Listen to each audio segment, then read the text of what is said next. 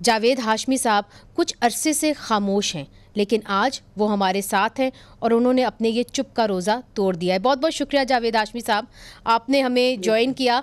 ہم سب آپ کو اس لیے یاد کر رہے تھے کیونکہ آپ کا نام سب سے پہلے آیا وہ ان سیاستدانوں میں سے جنہوں نے جمہوریت کے لیے آواز اٹھائی، اور پھر مشرف کے آمرانہ دور کے دوران پارلیمنٹ لاجز کے اوپر پہلی بار حملہ ہوا اور وہاں پہ آپ کو جو اریسٹ کیا گیا، وہاں پہ سیکیورٹی ایجنسیز نے آپ کو اریسٹ کر لیا۔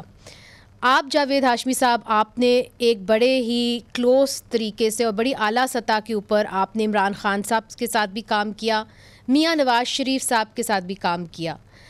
Alliance for restoration of democracy ایک ایسا الائنس تھا جس کے اندر تمام حریف جو تھے وہ اکٹھے مل کے بیٹھ گئے اور انہوں نے جمہوریت کے لیے جو ہے ایک ہو کے سوچا۔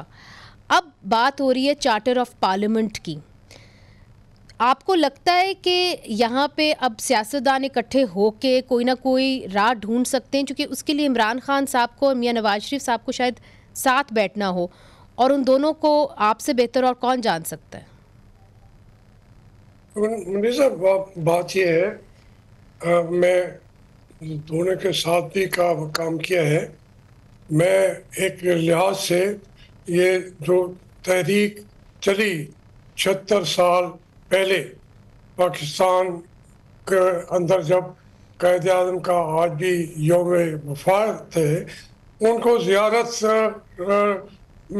میں ڈال دیا گیا۔ تو ایک لحاظ سے پاکستان میں 76 سال سے ماشاء اللہ تو ہے، شکلیں بدلتی رہی ہیں، سول سوسائٹی اس کے خلاف لڑتی بھی رہی ہے، اور پاکستان میں جمہوریت کی جنگ لڑنے والے جو ہے کوئی گمنام سپاہی تھے، کوئی بڑے آگے جا کے جنگیں لڑتے رہے۔ ہمارے جیلانی صاحب تھے، آپ کے بھی رشتے میں شاید نانا تھے، جی بالکل۔ وہ ایک اکیلے آدمی کی پارلیمنٹ میں ایوب خان کے خلاف ایک ہی آواز اٹھاتے تھے، اور پھر وہ مشرقی پاکستان کی بات اٹھاتے تھے۔ میں یہ اس لیے آپ کو یاد دلا رہا ہوں کہ یہ کوئی میں نے نیا کام تو نہیں کیا تھا، لیکن میں اس قافلے کا ایک راستے پہ چلنے والا تھا۔ تو بھٹو صاحب نے بھی، ان کو حکومت مل گئی، پہلے انہوں نے جنگیں بھی لڑیں، لیکن بعد میں انہوں نے بھی ایک دن کے لیے بھی کانسٹیٹیوشن کو امپلیمنٹ نہیں کیا، بلکہ ایمرجنسی لگا دی۔ پھر وہ جو مارشل لا اب نام کا نہیں ہے، لیکن ایک دن کی بھی پاکستان سے مارشل لا نہیں اٹھایا گیا تھا۔ جس دن قائد اعظم کو زیارت میں انہوں نے رکھا، ملک سے تعلقات کے ان کے منقطع کر دیے گئے، ورنہ زیارت میں کون سا ہسپتال تھا، کون سی کوئی بہت ریناؤنڈ ڈاکٹر ہو، کوئی تھا بھی نہیں، وہاں جا کے ان کو مار دیا۔ بات یہ ہے کہ یہاں پہ ہماری اسٹیبلشمنٹ ہی ہمیشہ حکومت کرتی رہی ہے، اس کے خلاف جنگیں بھی لڑی ہیں لوگوں نے، اور کئی اسی راستے میں دنیا سے چلے گئے۔ آخر بھٹو صاحب کو بھی پھر اپنی جان دینی پڑی، پھر بے نظیر صاحب نے بھی ہمت کی، اور میاں نواز شریف نے بھی کئی مواقع پہ آگے بڑھ کر جنگ لڑی، لیکن پھر تھک جاتے ہیں، بیٹھ جاتے ہیں۔ تو یہ آپ نے جو پرٹیکولر ایشوز کے حوالے سے بات کی ہے، لیکن یہ جو کمیٹی بنائی ہے، ہر کمیٹی جو ہے اس کے بننے پر بہت ساری توقعات بڑھ جاتی ہیں۔ بے نظیر صاحب اور بھٹو صاحب کا میثاق جمہوریت میں انہوں نے جو لندن میں بیٹھ کے کیا، تو اس کے بعد اس کے اوپر بھی دونوں قائم نہیں رہے۔ انہوں نے مشرف سے ڈائریکٹلی انڈائریکٹلی مذاکرات شروع کر دیے، تو وہ آخر تھک جاتے ہیں۔ مگر ہاشمی صاحب، اب کیا سچویشن آپ دیکھ رہے ہیں؟ اب ایک نئی سچویشن ہو گئی ہے جہاں پہ پارلیمنٹ کا تقدس بھی جو ہے وہ بھی پامال ہوا ہے، اس کے اوپر بھی جو ہے حملہ ہوا ہے۔ اسپیکر یہ کہتے ہیں آپ میں تو وہی بات کر رہا ہوں. جی آپ تو بڑے پرانے پارلیمنٹیرین ہیں، اسپیکر کو کیا کرنا چاہیے تھا؟ کچھ نہ کچھ بھرم تو رہا ہے. یعنی پارلیمنٹ کا اس کی جو علاقہ ہے، وسینٹی ہے، اس کا بھرم جب بھی بنتی رہی ہے پارلیمنٹ سے، وہ بھرم رکھا گیا ہے. یہ پہلی دفعہ جس کا آپ نے فرمایا ہے.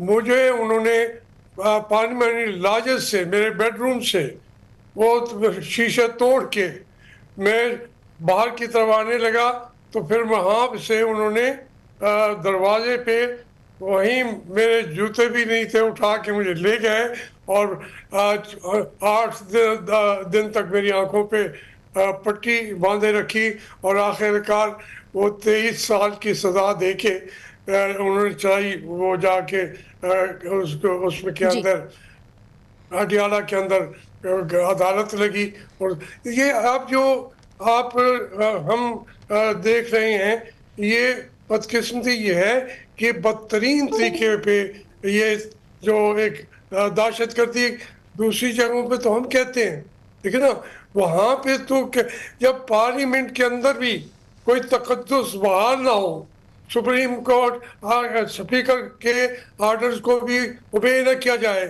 میرے وقت پہ تو اسپیکر تھے وہ، انہوں نے بالکل مجھے، بیٹیاں ان کے دروازے پہ پڑی رہی کہ بھائی ہمارے باپ کے ساتھ یہ ہو رہا ہے. اس کی وہ تو سنتے نہیں تھی. موجودہ اسپیکر پھر بھی کوشش تو کرتے ہیں، لیکن یہ جو انہوں نے اقدامات اٹھائے ہیں جی وہ بھی ہے کہ جسٹس کو ڈیلے کرنے والی بات ہے. اسپیکر کے پاس اس کا یہ اپنا ڈومین ہے، وہ اس کے اوپر جاتا ایکسٹریم تک ان کو دفعات لگانی چاہیے تھی. ایف آئی آر کٹوا کے بعد میں جو آتا غلط ثابت ہوتا نکال دیتے، لیکن یہ انہوں نے بھی اقدامات صحیح نہیں کیے. سو آپ کو لگتا ہے کہ ان کو فی الفور ایف آئی آر کٹوا دینی چاہیے تھی، اتنا انتظار نہیں کرنا چاہیے فوراً کسی کا انتظار کیا، اختیارات ہیں ان کے. وہ ہمارے اس وقت جو ہے کسٹوڈین آف پارلیمنٹ کا وہی ہے، وہی کسٹوڈین ہے.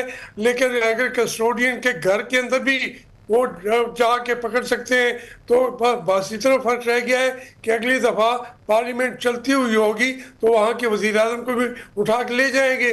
مگر اتنا فرق رہ گیا. یہ بتائیے، آپ کو تو ہمیشہ یہ کہتے تھے جاوید ہاشمی ایک بہادر آدمی، پی ٹی آئی والے، پھر آپ کی ان سے راہیں جدا ہو گئیں اور آپ نے کہا کہ عمران خان صاحب جو ہے وہ سازش کریں جمہوریت کے خلاف. اس وقت تو جنرل فیض نہیں تھے، چونکہ اب تو جنرل فیض کا کورٹ مارشل ہو رہا ہے، تو اس وقت عمران خان صاحب کو کون جو ہے وہ ڈائریکشنز دے رہا تھا؟ دیکھیں، میں بڑی وضاحت کے ساتھ آپ کے سامنے بات رکھتا ہوں مختصر لفظوں میں. اس وقت عمران خان صاحب کا رابطہ ان سے ہوا، کیسے وہ آئے نہیں آئے. میں پی ٹی آئی میں جب گیا تو عمران خان صاحب نے کہا کہ میں اینٹی اسٹیبلشمنٹ بھی، میں نے ہمیشہ بیانات دیے ہیں جرنیلوں کے بارے میں، آپ ان کو سن لیں. اب دیکھیں اس میں وہ میرا اختلاف یہ تھا کہ اگر آپ ان کی کو یہ بیساکھیوں کے طور پر استعمال کر کے آپ کو اقتدار دیں گے، وہ بیساکھیاں نہیں ہوں گی، آپ بیساکھی ہوں گے اور وہ اقتدار خود رکھ لیں گے. آپ جیل میں بیٹھے ہوں گے اور آپ کو پوچھے گا کوئی نہیں. اور پھر وہی ہوا. آج عمران خان اس بات کو تسلیم کرتا ہے کہ میرا موقف صحیح تھا. وہ کہتے تھے کہ ہمیں یہ وہ منتخب کرا دیں گے، منتخب کرا دی حکومت دے گی. پھر عمران خان کے ساتھ انہوں نے کیا کیا ہے. مگر آج جو بات ہو رہی ہے کہ جی جنرل فیض کا ایک طریقے سے احتساب ہوگا، آپ کو کیا لگتا ہے کہ یہ پہلا قدم ہے کہ فوج کا جو سیاست کے اندر مداخلت ہے اس کو روکنے کی، کیا یہ پہلا قدم ہے؟ دیکھیں، یہ جو فیض کا احتساب کی بات ہے، نارملی تو میں بڑے واقعات دیکھے ہیں.